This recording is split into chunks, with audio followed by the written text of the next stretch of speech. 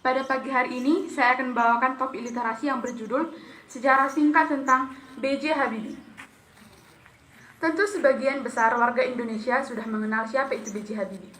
Nama lengkap B.J. Habibie adalah Baharudin Jusuf Habibie. Dia adalah wakil presiden ke-7 di Indonesia. Dan setelah dia menjadi wakil presiden, dia juga menjabat sebagai seorang presiden ketiga di Indonesia.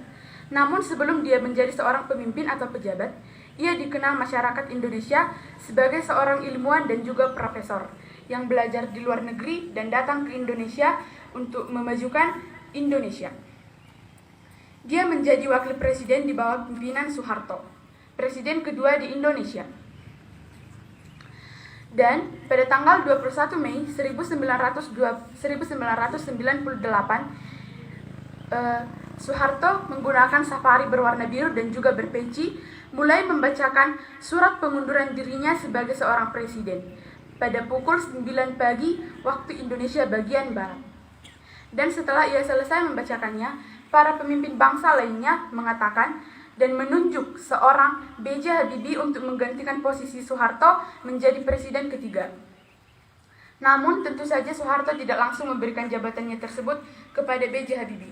Di malam 21 Mei tersebut, Soeharto berpikir keras apakah dia akan memberikan jabatan tersebut atau tidak.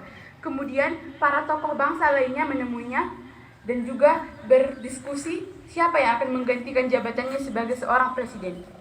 Pada malam itu, B.J. Habibie menelpon ke kediaman Soeharto di Jalan Cendana, Jakarta. Namun, yang mengangkat telepon tersebut bukanlah Soeharto, tetapi sekretaris negara. Dan sekretaris negara tersebut berkata bahwa Bapak Soeharto enggan untuk bertemu dengan siapapun pada malam ini. B.J. Habibie semakin berpikir, apakah Soeharto sudah marah kepadanya? Dan Soeharto berpikir dia tidak akan memberikan jabatan tersebut kepada B.J. Habibie.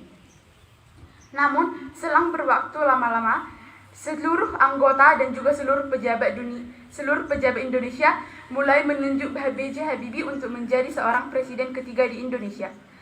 Dan Soeharto tidak berkata apapun dan juga tidak memberikan pendapat apapun tentang hal tersebut.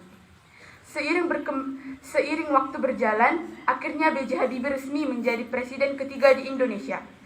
Namun setelah itu, perselisihan antara B.J. Habibie dan juga Soeharto semakin parah dan juga semakin berjalan. Namun, karena perselisihan ini dianggap kurang penting bagi rakyat Indonesia, jadi media tidak merosot sampai ke dalam-dalamnya. Pada suatu pertemuan, B.J. Habibie sudah resmi menjadi seorang presiden ketiga di Indonesia. Pada hari tersebut, B.J. Habibie ingin menyalam Soeharto. Dia memberikan tangannya, namun Soeharto tidak membalas tangan tersebut dan juga tidak saling menyalin. Dia hanya memalingkan wajahnya. Dan pada saat itu, B.J. Habibie sama sekali tidak sakit hati. Dia hanya berpikir dalam dirinya adalah, guru terbesar saya adalah otak saya, dan Soeharto adalah asisten guru besar saya itu. Berikut kutipan-kutipan yang menjadi pegangan dalam hidup B.J. Habibie. Dirasa kehilangan saya tidak merasakan apapun. Saya tidak merasakan kebencian kepada Soeharto.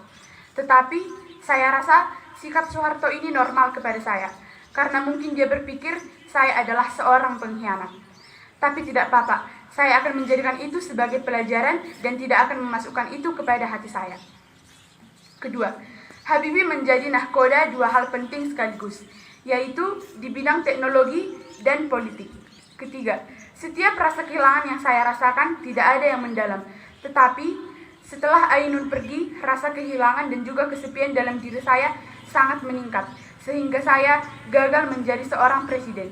Tapi itu adalah menurut Habibie, tidak menurut masyarakat Indonesia. Itulah yang bisa saya sampaikan pada pagi hari ini. Dan juga saya ingin mengatakan tentang B.J. Habibie. B.J. Habibie pantas dikatakan sebagai orang yang memang ditakdirkan, karena aspirasi hidupnya dan juga tujuan hidupnya hanyalah untuk mengembangkan Indonesia dan juga untuk memajukan negara yang dicintainya, yaitu Indonesia. Sekian dan terima kasih. Oke, luar biasa.